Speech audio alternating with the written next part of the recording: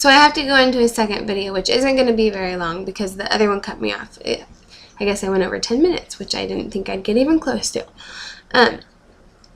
But yeah, so that smooth move stuff, I don't recommend. And that's what I'm talking about, though, when I say that everything that could have went wrong, for me, went wrong.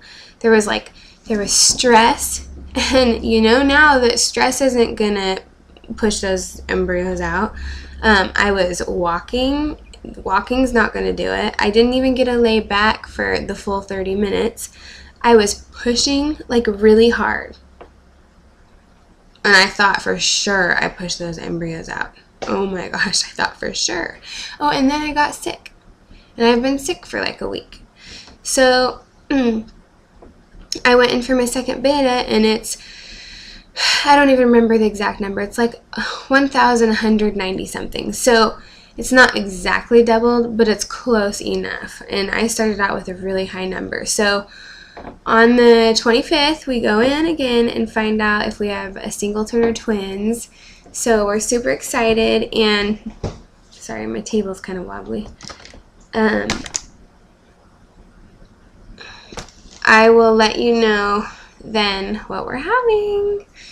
And in the meantime, just know that if you are in your 2-week wait or about to do transfer, just relax. You know, I didn't do any of those superstitious things. Like, really, I ate what I wanted to. I mean, as long as it was healthy, you know. I don't smoke or drink. Obviously, you don't want to do that when you're trying to conceive. Especially when you're putting this much money into it. No, like, especially, just never when you're trying to conceive. Hello. But, so anyways, they're not as fragile as you think. When the doctor puts them in, they're gonna stick if they're gonna stick. You know, and I can't believe it worked for me. I really can't, because I honestly thought that Aunt Flo was coming. I didn't have any symptoms at all. Like, my breasts weren't tender. I didn't have fatigue. I didn't have morning sickness. None of that, like I said before.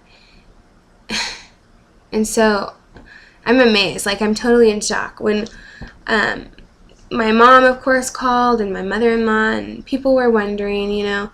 With my 3 IUIs, I didn't tell anybody that I was doing it.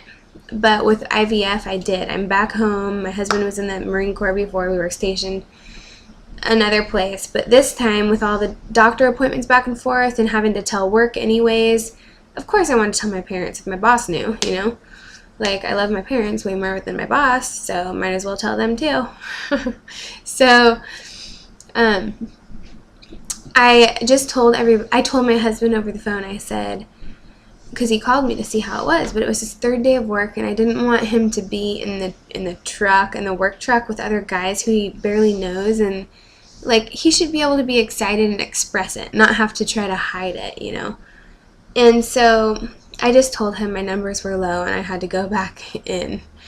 So I lied, and I don't feel bad about it though, because the reaction was priceless. We ended up going out to dinner later that night, and I emptied my big fat purse and stuck a bouquet of yellow roses inside of a baby bottle, and I zipped it up, tried not to squish the roses. I didn't have water in it, of course.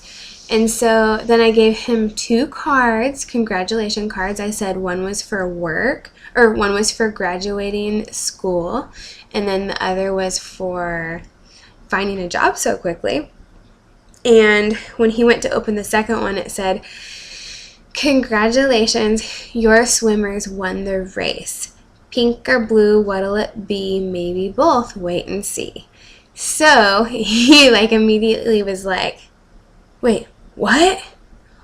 What?" He started crying, and he is not a crier. He's not like an emotional guy. I've seen him cry like 2 years in the almost 9 years of marriage. And I mean, did I say 2 years? I've seen him, I don't know what I said, but I've seen him cry about 2 times in the almost 9 years of marriage. I thought I said I've seen him cry 2 years. Anyways, that is not the case.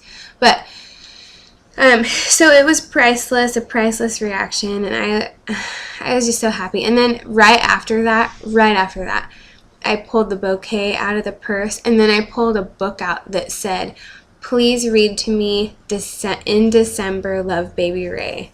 So it was really sweet, and he got emotional, which was the best thing ever. That was like exactly the kind of reaction I was hoping for. He's been very supportive of me this whole time. He knew that if it didn't work, that he would be fine with adopting, you know. That's why he wasn't the one who was so into this IVF thing. It was more me, because I do want to experience a pregnancy. If we could, you know, why not try? And so, but he wasn't so like pushy or into it, or like, we have to do this. He's just like, we'll have a family, and it doesn't matter if it's our baby or somebody else's, it will still be our baby, you know. So he's thrilled, though. He's super thrilled, and especially for thinking earlier that day that it didn't sound good. It was quite a nice sight. I did the same thing to my parents. I ended up going home on Friday, and I had to wait to tell them, though, until my husband came home to the coast. So he got home on Saturday, and I just said that I wanted to have like a little get-together with everybody to recognize David, since he didn't get to make it to his graduation, and the accomplishments that he's made recently. And that's true. I really did want to recognize it, and we did.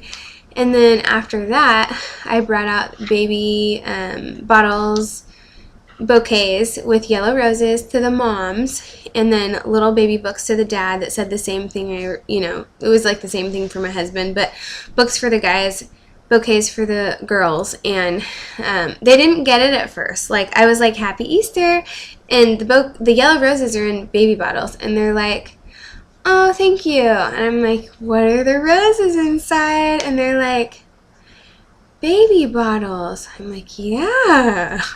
And they're like, "Baby bottles." And I'm like, "Dad, read the front of your book." And he goes, well, first he said he was thinking I gave him somebody else's book, like a kid's book or something that had already been written on. And it was 5 Little Monkeys. And then my other dad, my father-in-law, had The Wheels on the Bus. And he's like flipping through that thing like, "Cool, this is fun. Good read." And I had to tell him, "Hey, read the front of the book." So then they finally read it out loud, and everybody was like, "Ah," and it was awesome. So I'm getting close to 10 minutes again. I didn't think I'd do that, so I better cut it off. And anyways, I wish everybody luck. I feel so blessed and fortunate to have had my first try a charm. And I know I'm not out of the woods yet. I think once I hit second trimester, I'll feel a lot better.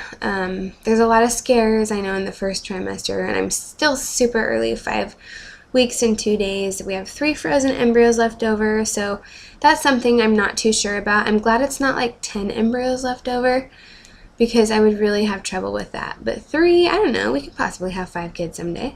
I don't know what my husband feels about it yet. We have to have 1 first. We could possibly be having 2. But I feel good with this number, and I feel like God gave it to us for a reason, because it is something we could handle, I think. It's not like too much. So I would be fine with it, but my husband, I don't know yet. We'll just have to wait and see. Anyways, I will talk to you soon. I'll update you. April 25th is my first ultrasound. We find out if it's singleton or twins, so it's going to be like 3 or 4 days after that, of course, knowing me. Anyways, baby dust to everybody out there TTCing, and enjoy the rest of your week, and just remember that God is good. Whatever happens, just pray that you are okay with His will. That was my main thing, and I know I would have been angry, but you just want to pray that you're okay with God's will. And I'm getting close, so peace out and enjoy your week. Bye.